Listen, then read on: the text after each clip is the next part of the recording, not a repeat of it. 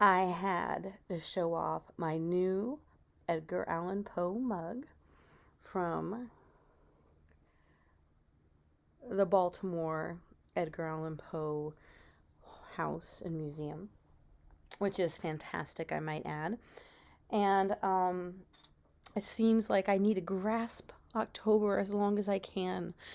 With that being said, I am not going to be discussing a young adult writer, but one who writes for adults. And I think that many of his works can translate to young adult. And I will let you know if there are some that do not, and what I'm discussing today. Who am I talking about? Why, Stephen King. And my husband is certainly one of his number one fans. Yes, I am channeling a little bit of misery here. And when it came to picking 10 of my favorite haunting and creepy stories by King, we did have some disagreements about what he liked more and what I like more. But we all have those things that we like best. So, what I have chosen, you may disagree with. And I'm okay with that. But I went and selected those horror stories I liked best from his short story collections.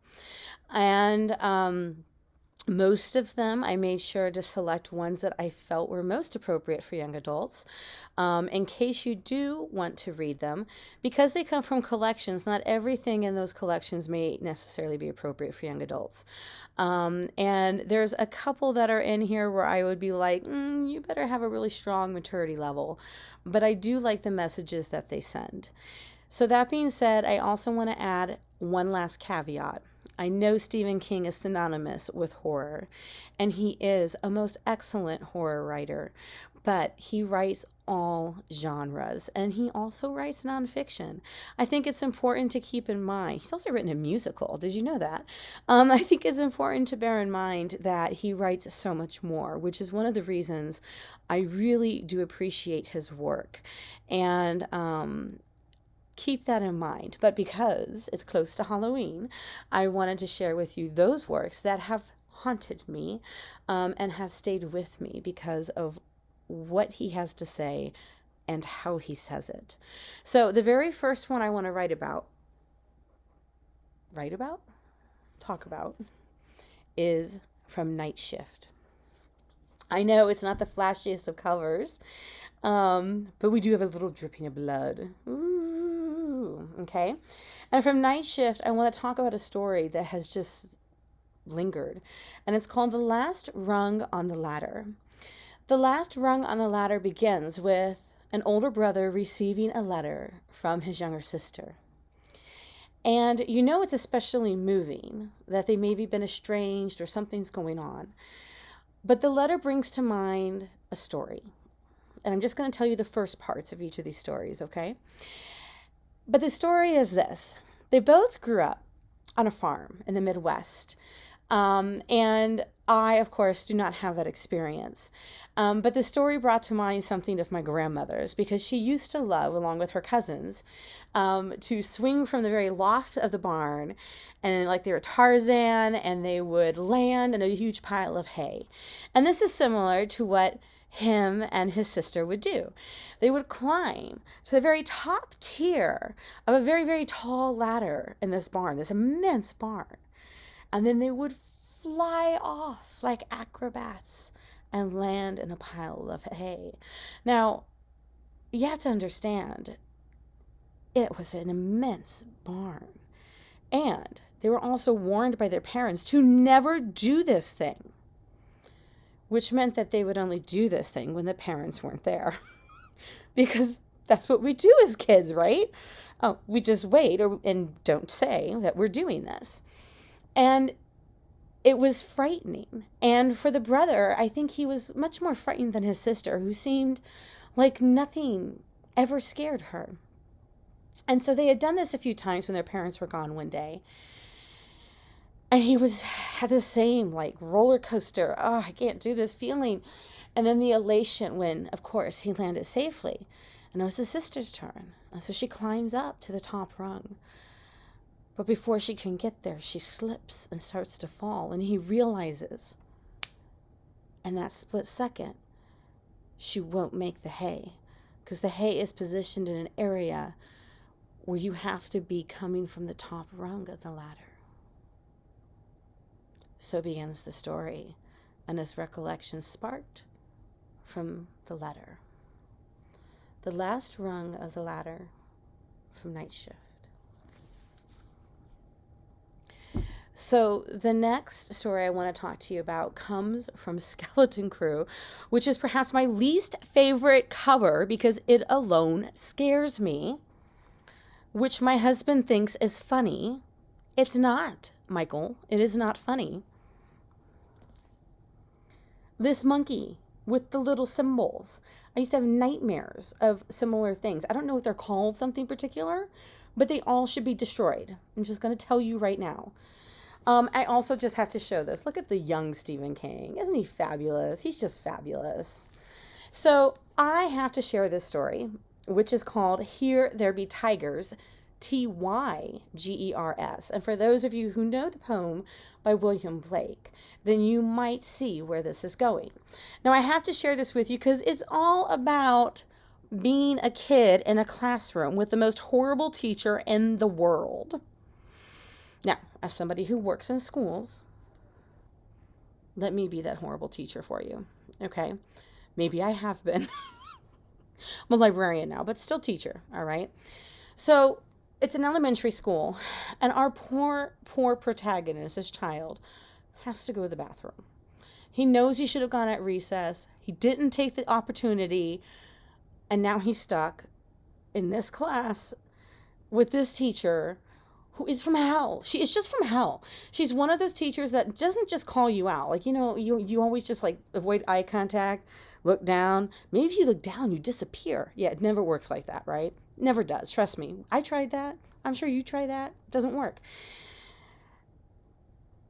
And unlike some teachers, she actually enjoys being mean and malicious. And so it's getting so bad that now he's kind of doing this in his chair. The potty dance. Yep. The potty dance. And she notices. And she calls him out.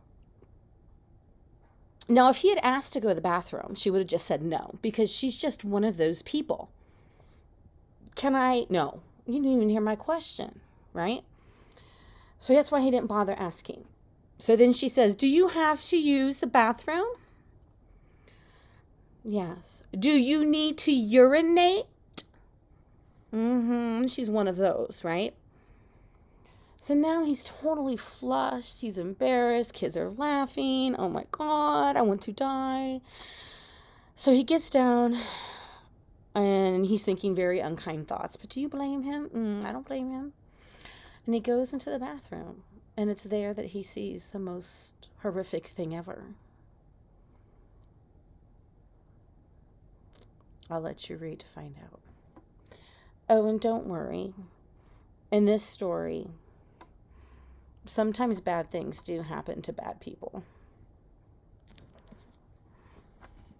Again, that story is Here There Be Tygers and Skeleton Crew. And Skeleton Crew also has the novella The Mist, which some of you may have seen on TV or in the movies. It's an excellent novella. I'm not talking about it because I'm focusing on short stories, but it's good. All right.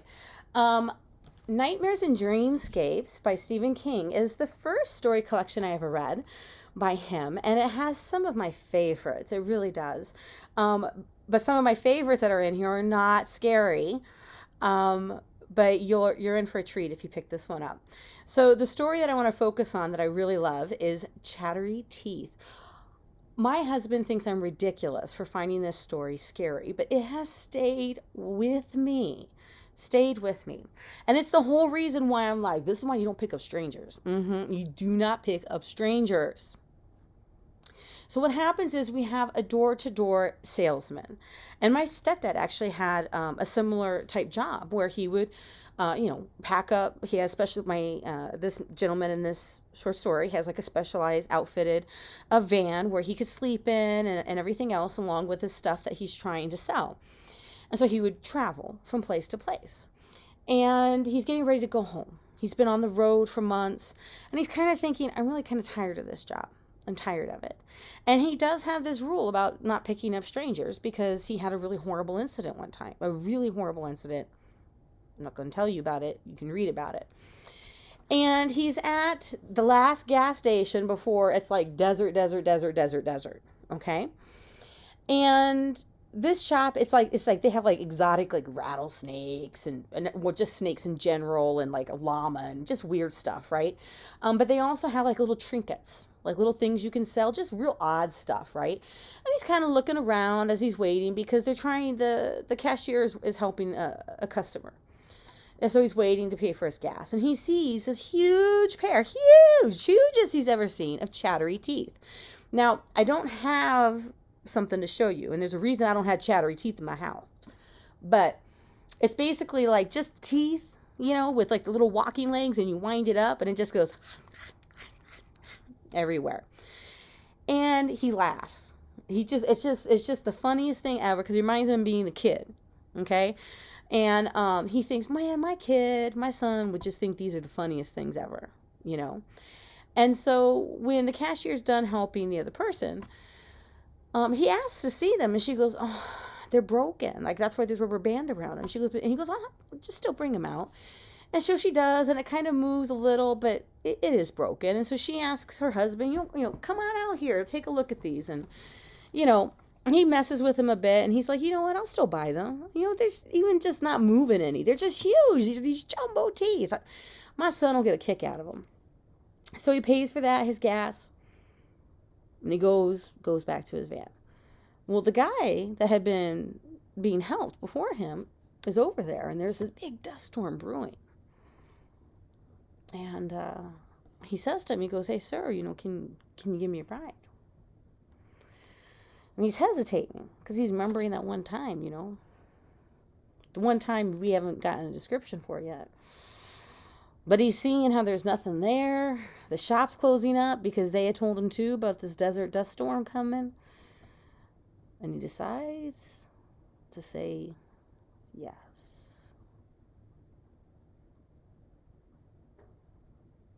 Yeah. Goes against his gut instinct. Chattery teeth, nightmares and dreamscapes. Beware, beware the stranger you invite.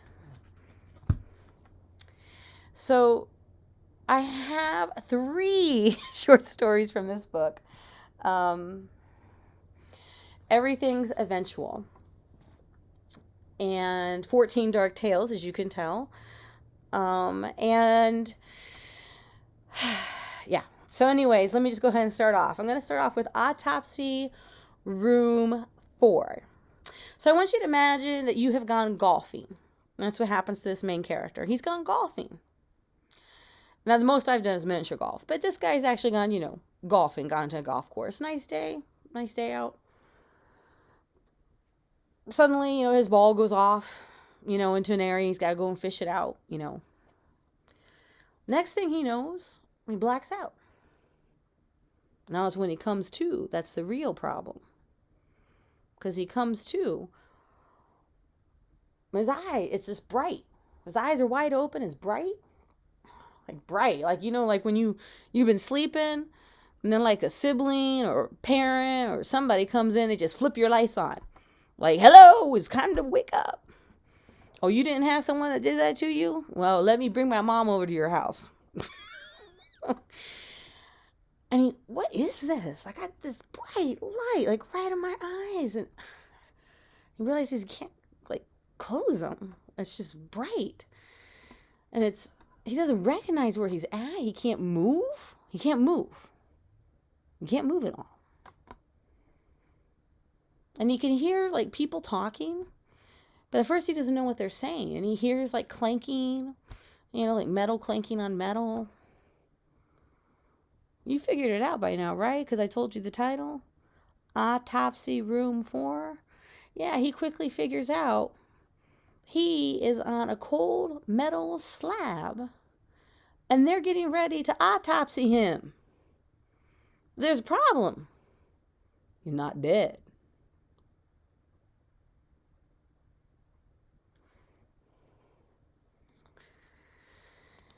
All right. Next story I want to talk to you about is 1408. And this was made into a movie. You know, actually, that one, Autopsy was made into a movie.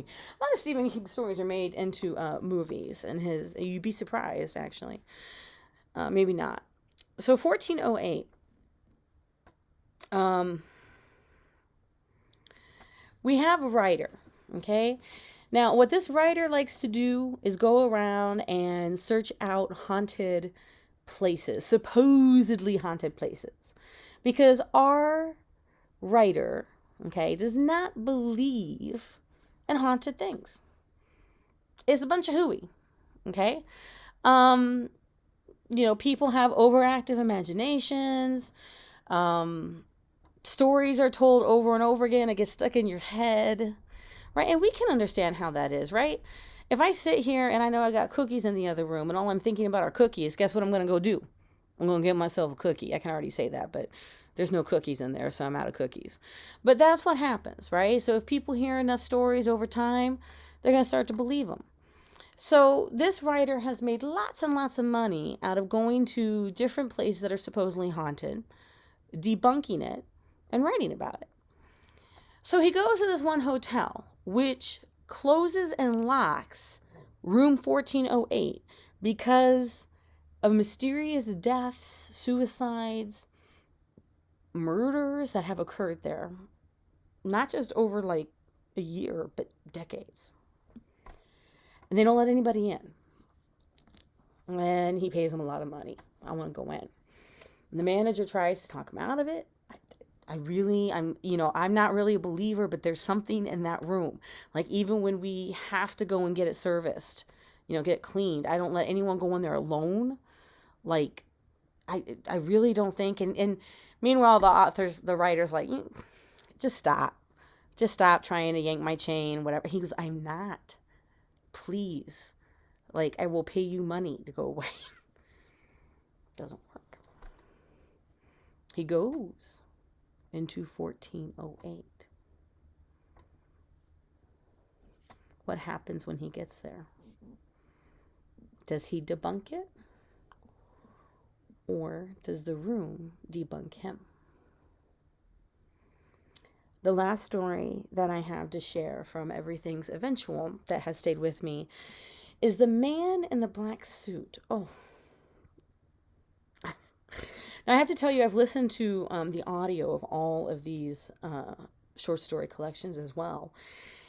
And the audio for this story is so good. It's so good. And I will explain in a moment why. Now, for those of you who have read Young Goodman Brown by Nathaniel Hawthorne, I immediately thought of that short story when I read The Man in the Black Suit. Okay? If you haven't read it, don't worry about it. That's extra English teacher nonsense. We have a young boy, and his parents caution him, because they live out in the country. They caution him and say, don't go past this fork in the creek when you go fishing, because he's going to go out fishing. I won't. How many times have I told you that kids don't do what their parents say? Now, come on, we've all been kids. My mom and my dad always said, don't go past this. Don't go to Santiago Park. This is where we grew up. Don't go. Please, my sister and I, we went down there all the time. Sorry, Mom, if you're just finding this out. But we went down there all the time, on our bikes. Yeah, I know. We shouldn't have. I mean, I get that now as an adult, but as a kid, we were like, nothing's gonna hurt us, right? So he wasn't catching any good fish in the spot he normally goes in. So he goes and walks farther past the fork in the creek. Now he's deeper into the woods. And he's fishing. And along comes a man in a black suit. Hence the title.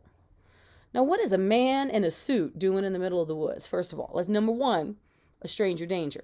Okay, first of all. Number two, this man is grinning. Okay, I can't make my grin go as big as his, but the corner of his mouth is like up to here, like unnaturally wide. Yeah. And they're like little points. They're little points. And he's like, got a voice that is deep, That's why I said the audio. Ooh. I don't know how this person does it, but ooh. And he's like, hello, little fisherman. No, Fisher Boy. He calls him Fisher Boy. Ooh. Ooh. Stranger danger pervert. Going all off, right? And his signal, trust me, this boy's signals are like this. Yeah, I'm not okay with this dude. I don't know who he is. But again, he's brought with politeness. And, you also don't want to be a jerk to, maybe a serial killer, pervert, whatever. And he's just like, fishing. Obviously, fishing boy. What do you think's going on? You call me Fisher Boy, right? So he starts to engage him in a conversation with a raspy, gravelly voice, all in black. Smile with razor teeth. I don't think he's going to be satisfied with just fish. So the 3 stories I talked about in here, and Everything's Eventual, Autopsy Room 4, 1408, and The Man in the Black Suit. The next book I would like to show you is called Just After Sunset. This one always creeps me out too, because it's like not creepy like the monkey, but just trippy, okay? It does give you that squinty look, like you are looking at a sunset, which is, I think, kind of cool, trippy. So I had 2 stories to discuss in here. The first one I want to talk to you about is The Things They Left Behind. And this one had a haunting effect on me as well. So this has to do with 9/11. So for anyone who's younger, this might be an event that happened before you were born. And for those of us who were alive and aware of what was happening during that time, we, just like my grandfather with Pearl Harbor, we remember where we were and what was going on. And for me, that was very haunting, reading this story. So what happens is we have a man. We have a man who worked in the Twin Towers. But on the day the towers were hit, he didn't go to work. Why? Well, he called in sick. But he wasn't sick. He woke up. It looked nice out. He decided to play hooky. And then the planes hit the towers. So you can imagine those feelings. Everybody he worked with, every single person died. And he never told anyone that he wasn't really sick. They'll tell him, wow, you were lucky. You were just so lucky that, you weren't feeling well. Yeah, tremendous guilt. Right off the bat, you feel this, right? And it's very difficult for him to know how to move forward. You sense that right away in the story. What do I do with these feelings, this grief, all of those things, right? And then one day, something appears in his apartment. An item that had been on one of his coworkers' desks just appears in his apartment.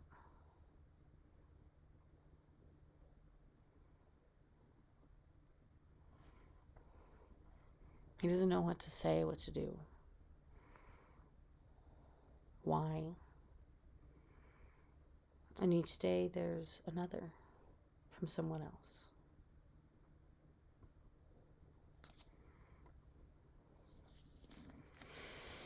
The things they left behind. The next story I want to share is called N, as in the letter N. Starts off with a sister who has lost her brother, who was a psychiatrist that committed suicide. And she's trying to grapple again with this sense of loss. I'm giving you a lot of loss here. But she feels that the answer to understanding why he committed suicide lies in one of his patient's files that's simply labeled N. And the man who he was seeing, labeled N, had a host of different things going on. Obsessive compulsive disorder, OCD, hallucinations. And the story is told through the observations, the notes of her brother.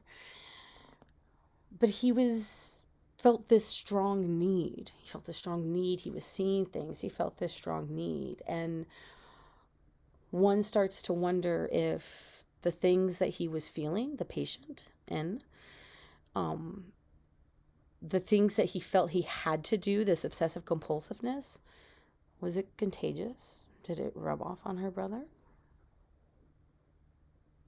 Can something like that rub off on someone else?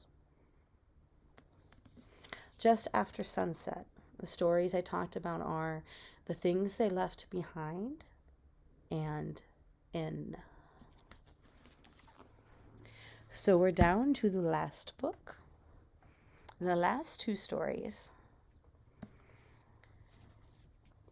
Bad Little Kid.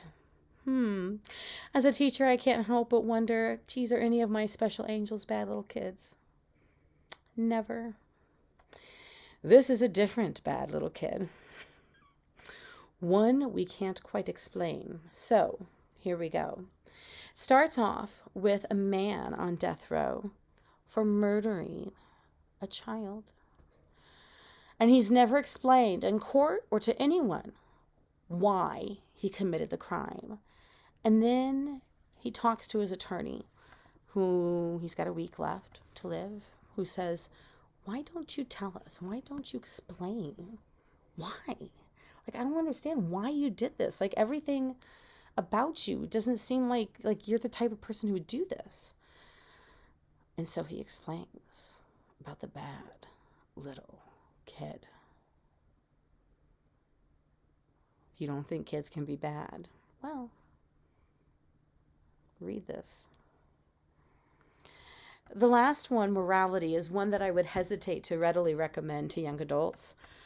But I'm mentioning it here because I am kind of obsessed with the story. Morality starts off with the narrator discussing how he is in college and he will write essays for people.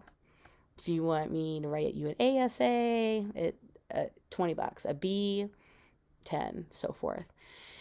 And he talks about how morality is a rubbery thing, like it stretches depending on the occasion. And we then meet a couple who is struggling financially.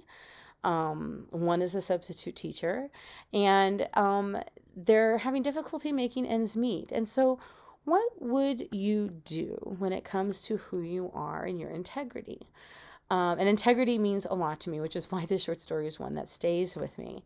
So what would you do if you are faced with the need to be able to survive and your own ethics?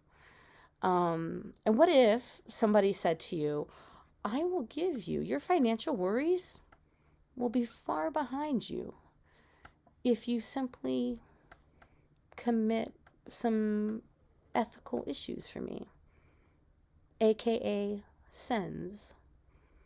Commit some sins for me. What kind of sins? How far would you go? Morality. So in The Bazaar of Bad Dreams, I've talked about Bad Little Kid and morality.